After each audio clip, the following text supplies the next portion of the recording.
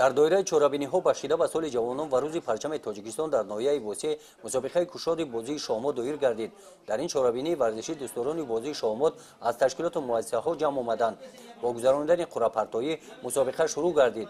бозиҳо 2 рӯз идома ёфта, ғолибон бо тӯҳфаҳои сарпарасти мусобиқа бахши кор бо ҷавонон ва варзиш қадр карда шуданд. ин чорабинӣ нишон дод, ки солҳои охир шумораи дӯстдорони бозии шоҳмот дар ноҳия афзудааст. шоҳмотбозони ноҳияи восеъ бахшида ба соли ҷавонон дар мусобиқаҳои вилоятӣ ва ҷумҳуриявӣ фаъолона иштирок намуда, 1 нафар номзади устоди варзиши Тоҷикистон ва 2 нафар бо ифтихорномаҳои Кумитаи варзиш ва сайёҳӣ сарфароз гаштанд. шоҳмотбозони ноҳия нисбат ба дастгирии ҳукумати ҷумҳурии Тоҷикистон дар самти рушди бозии шоҳмот изҳори сипос намуданд. дар ин чорабинӣ қайд карда шуд, ки барои рушди минбаъдаи бозии шоҳмот дар ноҳия тадбирҳои судманд андешида мешаванд.